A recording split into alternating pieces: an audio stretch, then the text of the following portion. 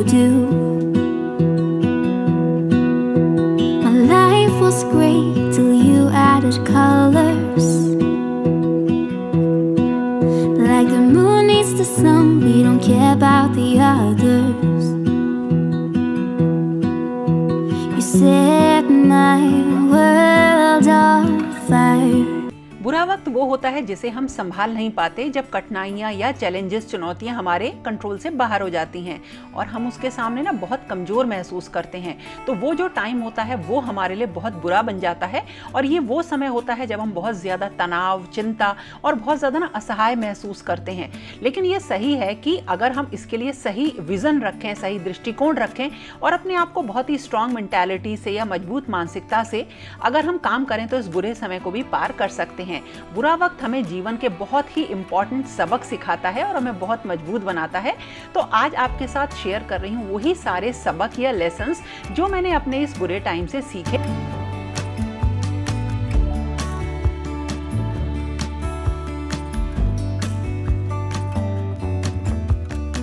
कभी भी अगर किसी कॉर्नर में छिपकलियां वगैरह आती हैं ना, तो आप थोड़ा सा कपूर को एक कपड़े में गांठ बना के वहाँ पे कॉर्नर्स में रख दीजिए। इससे वहाँ पे ना छिपकलियां बिल्कुल नहीं आएंगी।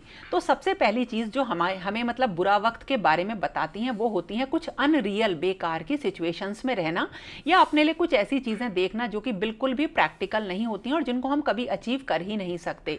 शादी के बाद जब मैं आई थी ना, तो बाकी के जो भाई बहन मतलब सब लोग थे वो सब अलग रहते थे, लेकिन मैं जो हूँ अपने इन लॉज के साथ रहती थी। तो एक छोटी सी जगह या एक समझ लीजिए एक रूम ही आपके हिस्से में आता है। तो अगर हम ये सोचें कि उन्होंने अपना घर ऐसे रख रखा है या वो कुछ इस तरह से रहते हैं और हम नहीं रह पाते, ये एक दुख का कारण ही होता।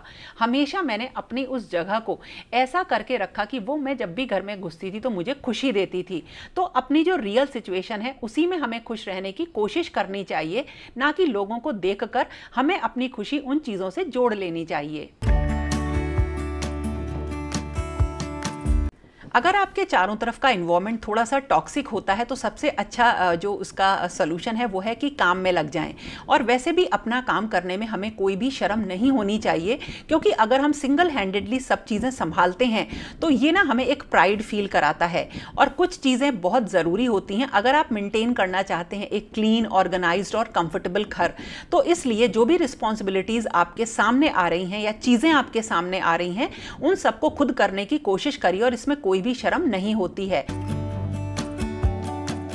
तो जब हमारे चारों तरफ का माहौल थोड़ा सा खराब होगा तो हम काम करने लगेंगे, लेकिन इस काम करने की स्पीड में हम ये ना भूल जाएं कि हम इसे सनक की हद तक लेके जा रहे हैं। एक एग्जांपल देती हूं, जैसे कि अगर घर में सफाई होती है और आपके पास अगर टाइम है तो आप क्या करते हैं, बहुत डीप क्लीनिंग डेली करने लगते हैं। आप डाइनिंग टेबल की चेयर्स को हटाएंगे, सोफे को खिसकाएंगे, कारपेट को डेली रोल करेंगे और अब आपके लिए सफाई का जो एक स्टैंडर्ड है वो यही बन जाएगा। यानी जब तक आप ये सारे काम नहीं करेंगे आपके अकॉर्डिंग सफाई नहीं होगी और आपका मूड बड़ा खराब रहेगा। तो टाइम खराब है, दिन खराब है, तो सफाई तो करिए, काम तो करिए, लेकिन उसे सनक की हद तक लेकर मत जाइए। नहीं तो ये जो आप अपने लिए स्टैंडर्ड बनाते हैं ना, ये जिस दिन आप नहीं कर पाएंगे आपको लगेगा घर तो गंदा ही है, तो एक बुरे टाइम में आप और भी ज्यादा फ्रस्ट्रेटेड हो जाएंगे।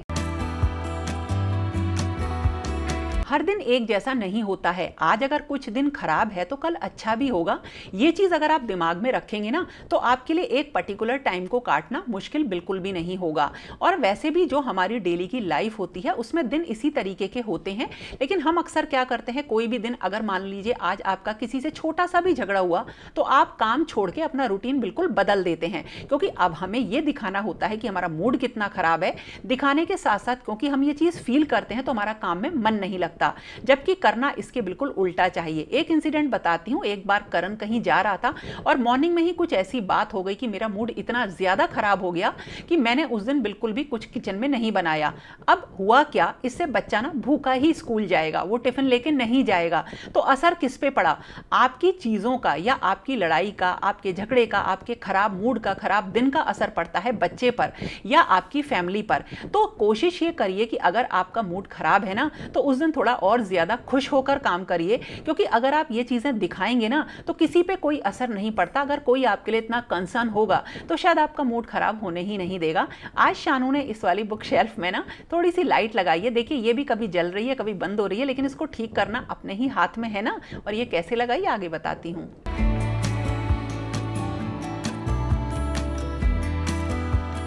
अपनी परिस्थितियों और अपने काम को देखते हुए आप अपना एक रूटीन बनाइए, आपका खुद का रूटीन, खुद का डेली रूटीन, जो हेल्प करे आपको कि आप अपने घर को ऑर्गेनाइज कर सकें, सफाई कर सकें और अपनी कुछ स्पेसिफिक नीड्स को और अपनी ज़रूरतों को ना अपने अकॉर्डिंग पूरा कर सकें।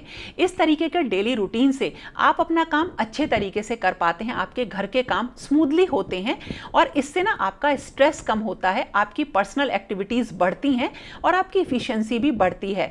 तो इस तरीके से अगर आप एक बैलेंस्ड लाइफस्टाइल एक खराब टाइम में भी जीना चाहते हैं तो अपने अकॉर्डिंग काम करिए, अपने अकॉर्डिंग रूटीन बनाइए। ऐसा नहीं है कि हर काम का एक फिक्स टाइम होता है, ये टाइम आपके अकॉर्डिंग होना चाहिए। कभी भी दो लोगों के दिमाग, मन और बातें एक जैसी नहीं होती हैं, लेकिन हुआ क्या, किसी ने कुछ कहा और आपने अपने अकॉर्डिंग उसे ट्रांसलेट करके समझ लिया ना, इससे भी आपस के रिलेशन खराब होते हैं। एक प्रैक्टिकल लाइफ को जीने की कोशिश करनी चाहिए। अगर किसी ने कुछ भी बोला है स्टार्टिंग में तो उसे थोड़ा सा भूलने की कोशिश करिए, क्योंकि अगर हम हर बात को कैलकुलेट करने लगेंगे ना तो अपने पूरे दिन के एंड में इतने कैलकुलेशंस हो जाएंगे कि हम अपनी ही चीज़ों में उलझ के रह जाएंगे और नेक्स्ट डे जब वो इंसान अच्छे से आपसे बात करेगा तो आप शायद गिल्ट फील करते हैं। हमेशा एक खराब टाइम आपके अंदर एक डर लाता है जिससे आपको ये लगता है कि आपसे कहीं गलतियां ना हो जाएं। एक दिन मैंने ये मिठाई बनाई थी, इसमें बहुत बड़ी मिस्टेक हुई, खराब हो गई, लेकिन कोई दिक्कत नहीं है, क्योंकि जब हम कुछ गलतियां करते हैं तो वो हमारे सीखने और आगे बढ़ने का एक हिस्सा होती हैं। ये गलतियां आपको समझने में मदद करती हैं कि क्या काम करना है और क्या नहीं। गलतियां करने से हमें डरना नहीं चाहिए, बल्कि उन्हें सुधारने के एक अवसर के रूप में हमें देखना चाहिए। जब हम ये मान लेते हैं कि गलतियां होना बिल्कुल नॉर्मल है ना, तो आप अपनी सारी जिम्मेदारियों को और भी ज्यादा कॉन्फिडेंटली और कम स्ट्रेस के साथ संभाल लेते हैं। इस वाली बुक शेल्फ में ना शानू ने पीछे ना लाइट लगा दी, जिससे ये और भी ज़्यादा सुंदर लग रही है।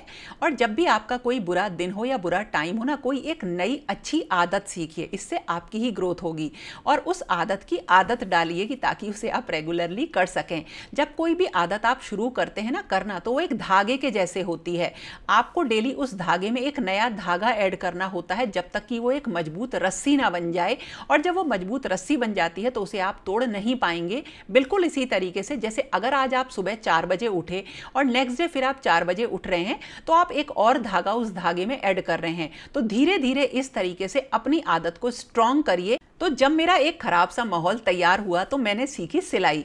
सिलाई करने से ना मुझे बड़ा अच्छा लगता था, कुछ नई चीज़ मैं सीखती थी, अपने आप ही मैंने ये सब सीखना सीखा।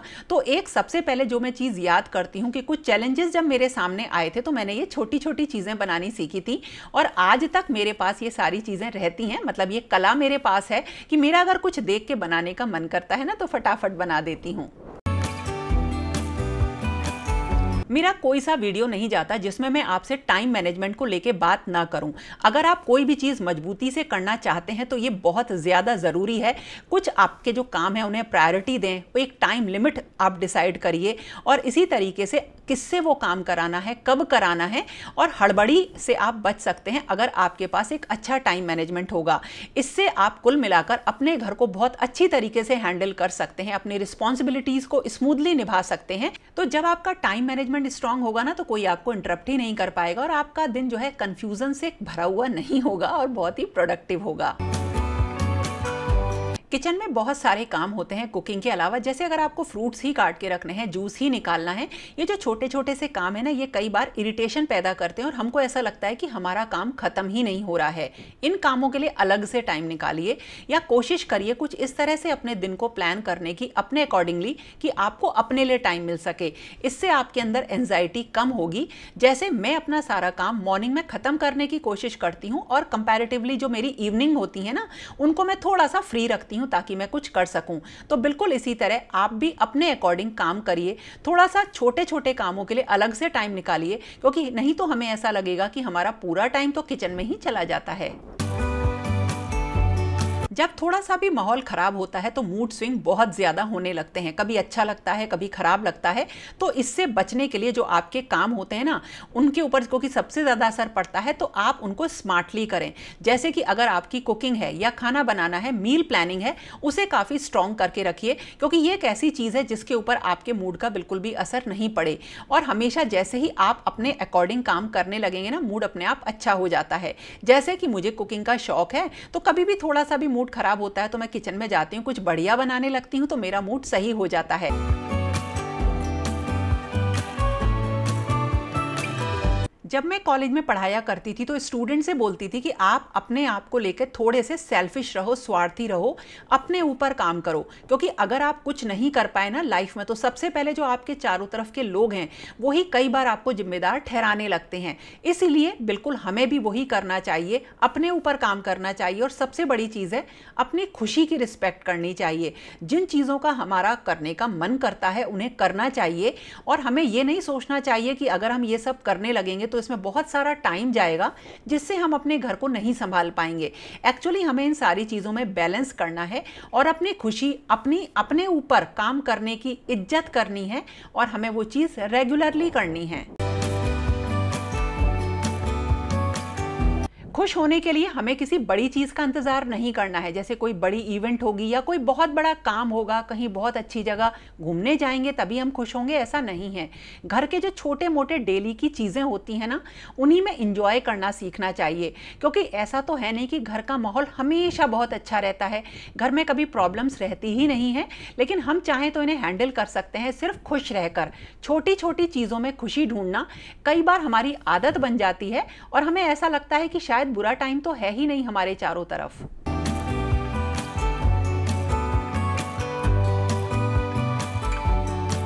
आज मौसम बहुत अच्छा था तो सोचा अपने किचन गार्डन में से भिंडियां तोड़ के लाते हैं। खूब बढ़िया भिंडी हो रही हैं, लेकिन अब की बार ना काफ़ी पक गई थी तब काटी हैं, क्योंकि बहुत तेज़ गर्मी हो रही थी, धूप हो रही थी, और भिंडी जब काटते हैं ना तो थोड़ी सी खुजली हो जाती है, इसलिए डिले हो गया। लेकिन ये चीज़ ना बड़ी अच्छी लगी, बहुत मज़ा आया।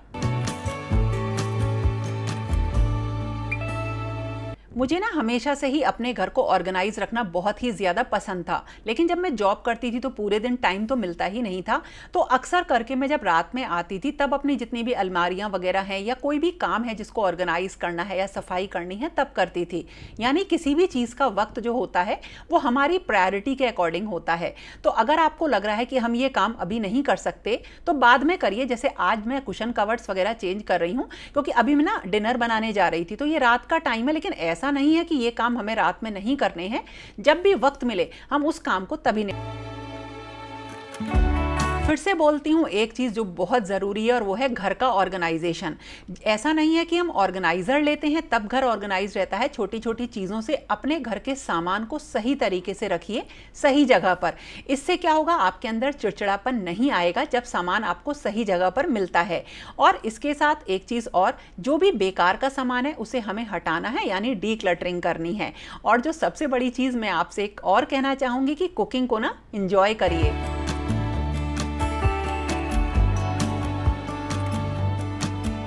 जब मेरी शादी फिक्स हुई थी तब मम्मी ने ना मुझे नानी जी के पास कुछ महीने के लिए छोड़ा था कि मैं खाना बनाना सीख सकूं। उससे पहले मुझे कुछ भी खास बनाना नहीं आता था, लेकिन उन्होंने मुझे इतना इंटरेस्ट पैदा कर दिया इस चीज़ में कि मेरा मन करता है कि मैं कुछ और चीज़ें, नई चीज़ें ट्राई करूं। और कुकिंग को मैं बहुत इंजॉय करती हूं, और इसका एक फ़ायदा ये है कि सब लोग बहुत खुश रहते हैं और मुझे भी नई नई चीज़ें सीखने का मौका मिलता है। एक बहुत ज़रूरी चीज़ कि हमेशा जागरूक रहें अपनी चीज़ों को लेकर और स्टैंड लेना सीखें।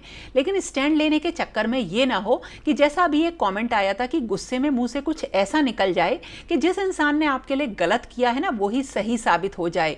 तो चीज़ों को हैंडल इस तरीके से करिए कि वो आपके खिलाफ ना जाएं और आप अपनी बात को सही तरीके से रख सकें सही लोगों के सामने। और अगर कोई भी आपका साथ नहीं दे रहा है तो ईश्वर पर भरोसा रखिए, लेकिन हाँ, विजिलेंट ज़रूर रहिए, जागरूक जरूर रहिए और अपने लिए स्टैंड जरूर लीजिए। क्योंकि बाद में यही बातें अगर आप नहीं बोलते हैं, अपना पक्ष नहीं रखते हैं ना, तो झूठ भी धीरे धीरे सच बन जाता है। जैसे मेरे वाले केस में तो ये चीज बहुत ज्यादा हुई।